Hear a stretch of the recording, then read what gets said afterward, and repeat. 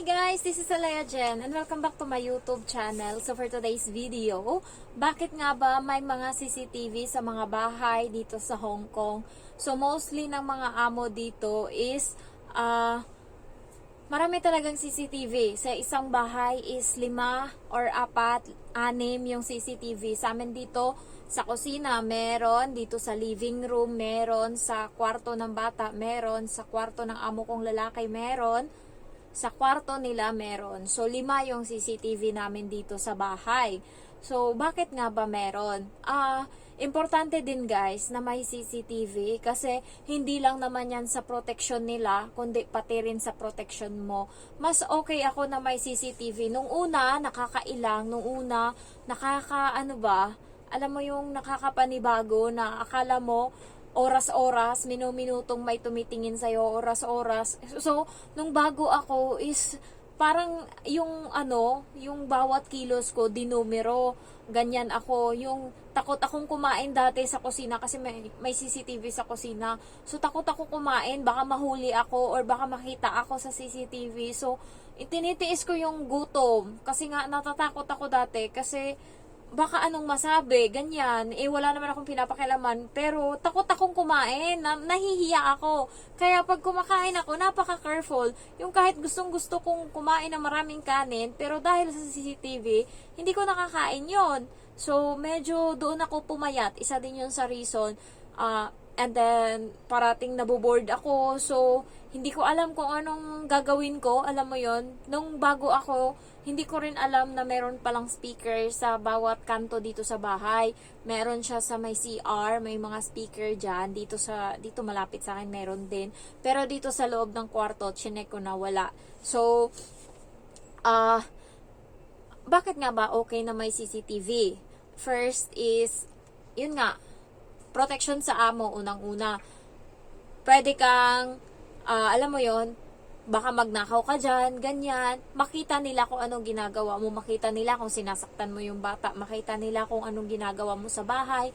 Makita nila lahat-lahat. And siguro nilagyan din nila para isipin ng katulong na ay merong CCTV kaya hindi ako gagawa ng mali or alam mo yon. Kasi kapag wala, pwede kang gumawa ng kalokohan, ganyan-ganyan.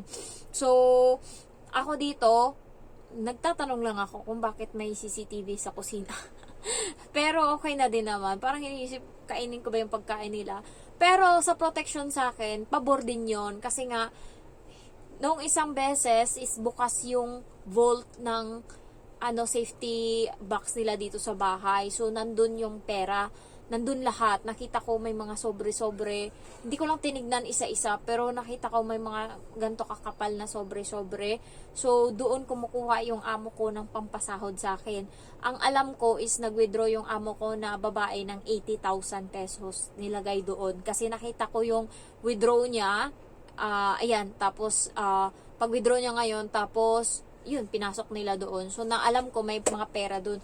Hindi nakabukas yung CCTV ng time na yun. Nakalimutan isara ng amo ko kasi nataranta na siya.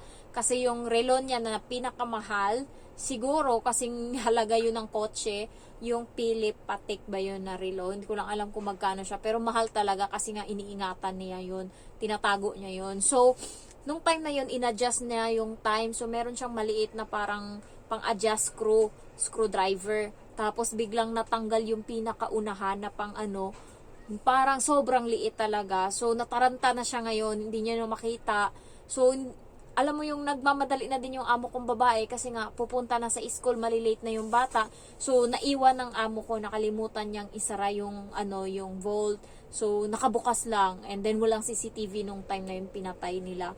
And then ayun, pinahanap sa akin. Nung pagpunta ko doon, hinanap ko, pagkakita ko na yung vault is bukas, ako agad, ang ginawa ko is inon ko kaagad yung CCTV. Ayoko na, baka mamaya, siya pala yung kumuha, yung lalaki, tapos biglang pagbintangan ako na ako yung kumuha, ganyan ang pera dyan. So, inon ko kaagad. Kaya, thankful ako kasi kung wala yun, baka mamaya anong sabihin, kasi yung pera nila dito is bilang yan. Yung lalaki, kahit sabihin mong siya sumasahod, alam ng amo kong babae kung magkano yung ginagastos niya.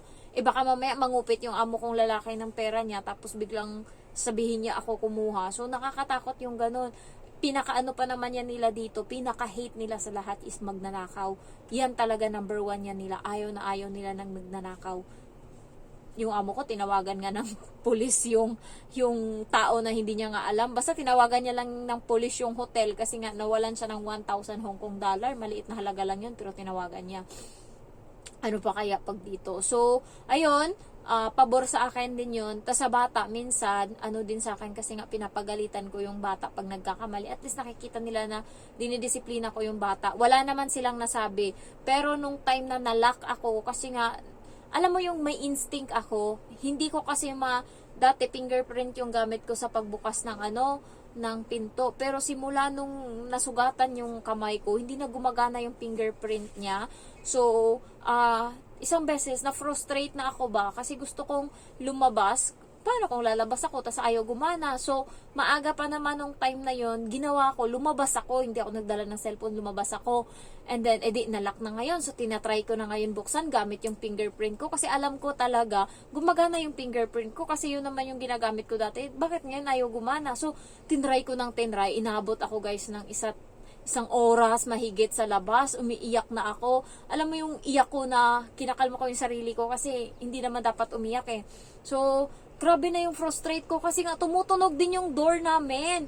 Kasi bawat error mo, ting, ting, ting. Oh, antay ka uli ng 5 minutes, edi mag-try ako ulit. Tatlong try lang, pag puro error, bawal na naman, mag-antay ka na naman ng 10 minutes. Habang tumatagal na error ng error, tumatagal na pwede ka makapag-try uli. So, nakailang beses na ako. So, hanggang sa na-frustrate na talaga ako. Ginawa ko is lumabas ako, sinabihan ko yung sa baba, yung security na pwede ko bang mahingi yung number ng amo ko. So, hindi sila nakakaintindi ng English. So, ang hirap ng buhay ko. Tapos, buti na lang kamo, yung number na nandun is amo kong lalaki. Tapos, tinawagan nila yung amo kong lalaki. Nung una, hindi makontak. Nagre-ring pero hindi sinagot. Tapos, nung nakita ng amo kong lalaki na galing dito sa building, yung tawag, tinawagan niya yung building. Tapos, sinabi na, ayun nga, yung katulong mo, hindi na makapasok sa bahay. Ganyan yung nangyari. Tapos, kinausap ako ngayon ng amo ko. Sabi ko na, lumabas ako kasi itry ko sana na, nabuksan gamit yung fingerprint ko. Tapos, hindi na ako makapasok. Sabi kong ganon. Tapos, sabi niya, saglit lang, tanungin ko si madam kung ano yung code ng bahay kasi siya nakakaalam niyan, na code, pin code. So, yun, tinawagan niya yung amo kong babae. Tapos, sabi ng amo kong babae, ganito daw yung pin code. Nasobrahan ngayon ng 0 na 4 na 0, dapat 3 lang. Bumalik na naman ako dun sa baba. Tinanong ko na naman, mali. Ay, grabe. Hindi pa ako tapos sa gawain ko dito. Hindi pa ako nakapag-map. Nakapagwalis lang ako sa bahay. Alas 11 na mahigit, mag-alas 12 na. Grabe talaga. Tapos ayun, amo ko ng babae yung tumawag. Sabi ko, ma'am, pasensya na. Nalako yung pinto. Ganyan, hindi na ako makapasok. Sabi niya, okay ka lang, kamusta ka? Sabi niya gano'n, okay ka lang ba? Sabi ko, okay lang ako. Pero yun, hindi ko alam yung code. Sabi niya, ito gawin mo. Ayun, nakapasok na ako. Malaking bagay din yung CCTV. Kasi nga, nung binigyan niya ako ng mali na code, 4 na 0, tinignan niya sa CCTV kasi nga alam niya na hindi ako nakapasok. So, tinignan niya ngayon yung CCTV. Tapos, hindi pa din ako makapasok. Nakita niya, nandun pa din yung tsinelas ko. Kasi nga, kahit ganto-ganto lang tsinelas ko, hindi ako naglalakad na nakapaa dito sa bahay. Suot ko to parati. And ito, nung tsinelas ko nung time na yun, nakabungad talaga sa CCTV, makita. Sabi niya, wala pa yung katulong ko sa bahay. Tinawagan niya uli yung security sa baba. Sabi niya, pwede niyo bang akyatin? Sabi niya, ganun. Ay, ayun, ano nangyari? Kaya malaki din yung tulong ng CCTV and magiging mo siya guys, kapag magiging sandalan mo na siya kapag may mga kung ano-anong mangyari, pwede mong na, sige, kung hindi kayo naniniwala na hindi ko ninakaw yan, pwede natin tignan sa CCTV, malakas yung loob mo kasi alam mo na wala kang ginalaw. Kapag may CCTV, may protection ka. Hindi lang yun para sa amo mo, para din mismo sa'yo. Tapos, paano pa ba? Pero ngayon guys, kahit na may CCTV, ano pa din ako, makapal na yung mukha ko. Yun nga, nag-vlog ako dito sa bahay, nagluluto, nagtitingin-tingin sa, alam mo yon, nagluluto, tas may CCTV, nakikita naman. Tsaka nagsi-cellphone ako pag alis nila galing sa, halimbawa, 7 sila alis ng bahay, punta ng school. Pag alis nila, magdudot-dot na lang ako. Nandyan lang sa taas yung CCTV. Dot-dot ako dyan 1 oras mahigit. So, hindi ko alam. Hindi naman ata inano ng amo ko. Bahala siya dyan. Pero minsan nakasibangot siya. Wala akong magawa. Basta ginagawa ko yung trabaho ko. Matapos mayan. Ang ano kasi dyan, ang rason guys, kung hindi ko matapos yung trabaho ko ng maaga, kasi nga sa nagsi-cellphone ako, hindi ako makakatulog ng maaga din sa tanghali. Kasi 2:00 dapat tulog na ako. Pahinga ko na yon. Pero dahil tamad ako, and so late na ako minsan nakakatapos. So 2:30 na ako nakakakyat dito sa kwarto. So may a half hour na lang ako na natira para magtrabaho. So ganun yung routine doon. So binabawi lang din naman. Tsaka sa gabi, hindi naman ako nagrereklamo na kung anong oras yung tulog, pahinga ako kahit hindi consistent. Minsan 11:00, 12:00. Depende sa sa kung anong oras kami matatapos. Kaya hindi rin sila nagrereklamo kung ano yung ginagawa ko dito sa bahay. Minsan nagsi-cellphone ako. Kasi nga, hindi rin ako nagrereklamo kung anong oras kami matapos as long as ganyan. Hindi katulad sa iba na nagwawala na dyan, nagsisimangot na. Ako hindi ganun. So, ayun yung kagandahan din sa akin. Kaya siguro pinapabayaan din ako ng amo ko. And also, nakaraan, mahilig ako kumanta-kanta kahit may CCTV. Tapos biglang nung nasa sasakyan kami, may magandang tugtog na alam ko. Sabi ko sa bata, paborito ko yung tugtog na yan. Tapos sila pala sa harap, kahit nakikinig, kahit nagsasalita sila, nag-uusap, nakikinig pala sila sa likod, ang ng tenga ng mga to. Tapos sabi nila, sabi ng bata, talaga? Sabi niya, oo, sabi ko, ano yan? Sabi niya, marunong kang kumanta niyan. Sabi ng amo kong lalaki. Sabi ng amo kong babae, she can, sabing ganun. So, alam niya na mahilig ako kumanta dito sa bahay. Nagbibirit-birit ako minsan. Pag ako lang, lalo pag nabuboard ako, pag nasa bakasyon sila, tapos ako mag-isa dito, ay, puro music yung bahay. Yung boses ko, tsaka yung ng phone, yung tunog ng phone, feel na feel ko talaga pag mag-isa lang, video okay, perfect. So, yung amo ko sabi niya, oo naman, siya pa. Ginanon ako ng amo kong babae. Alam ko na, nakikinig din to siya minsan kapag nagkakanta-kanta ako. And guys, ipapakita ko sa inyo yung nabili ko ngayon. Nag-ukay-ukay na naman ako doon. So, etong bag, favorite, alam mo yun, dream bag ko to. Meron kasi akong bag na Chanel, yung original talaga, galing USA. Parang gantong style, gantong style yung Chanel ko, kulay brown. Pero malaki siya as in, para siyang ganto. Malaki siya, hindi siya pang Ito kasi, personal bag lang, lagyan mo lang siya ng phone. Gusto ko kasi yung ganito kasi nagbabalak na ako umuwi ng Pinas next year pa, pero excited na ako, kaya bumili na ako, sayang baka mabili pa ng iba. So maganda siya, may bulsa siya sa likod, ayan, and sa harap lagyan ko lang siya ng mga personal ko, phone, ayan, wallet, and then phone, yan. So binili ko siya, ayan siya, ng 40 Hong Kong dollars. So, hindi ko alam anong brand, pero maganda as in. Sa ukay-ukayan ko to siya nakuha. Nandun siya sa gilid. Kaya kahit na wala sana to sa usapan, napausapan na lang tuloy.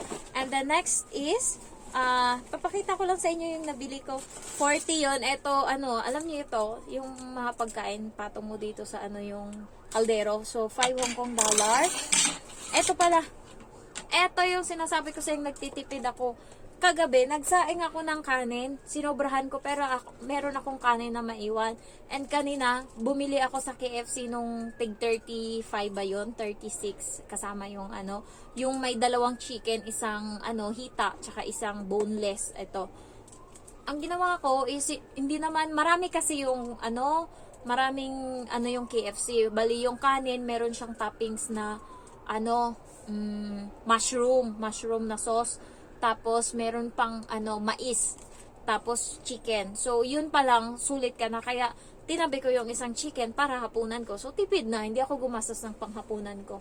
And then, etong mask, bigay lang to sa akin nung lalaki na binilhan ko nito. Kasi may mga kasama pa to eh. So, bigay niya to. And also, nasa na yung iba? So, nawala na sila, guys. Nandito sa bag. Eto.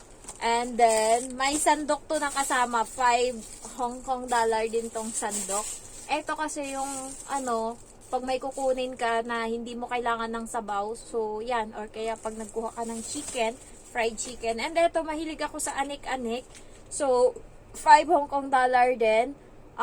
May nakita ako nito sa Daiso, tag 12. So, ito 5 lang. Binili ko doon. And ito, sticky note.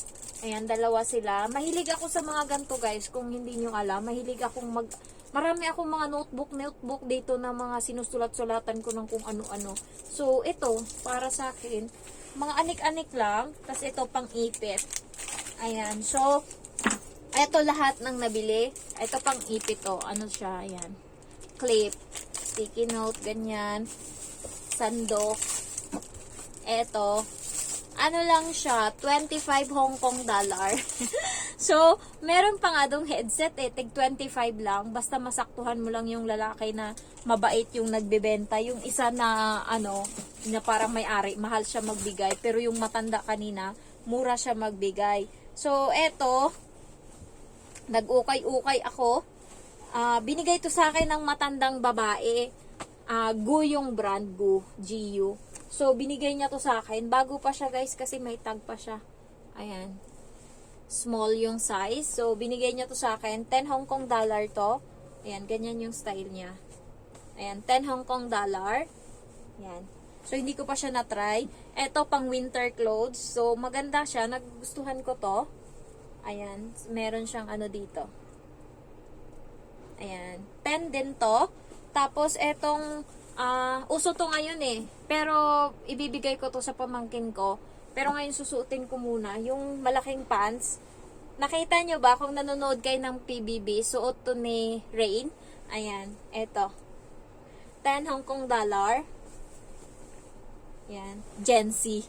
And then last is itong palda na may short na kasama. So palda siya, ganyan siya. Ito yung mga favorite ko, yung mga kikay-kikay. So, mahilig ako sa ganyan. And then, ganyan siya. Tapos, may short siya na kasama. So, 10 Hong Kong dollar din. So, ito lahat yung nabili ko. 40 to. 40 yung bag. Tapos, 25 yung mga anik-anik. So, a total of 115. Am I correct? 40, 40, 80. Yes. Oh, 105. 105 lang pala. So, yan lahat yung nabili ko. Na naghalungkat-halungkat ako doon sa may Samshoy po, lakad-lakad lang. So, bumili muna ako ng mga kailanganin ko, tapos lumabas uli ako, tapos bili. Deserve ko na to! Bakla! Ano na yan? Laban na yan. So, ganyan lang, natutuwa na ako. And, suot ko lang yan ng dalawa. Ibibigay ko na yan sa mga pamangkin ko doon sa sa Pinas. Ipapabox ko na yan. Gusto ko lang i-aura yan. So, ayun lang. Thank you for watching and I love you all. Bye-bye.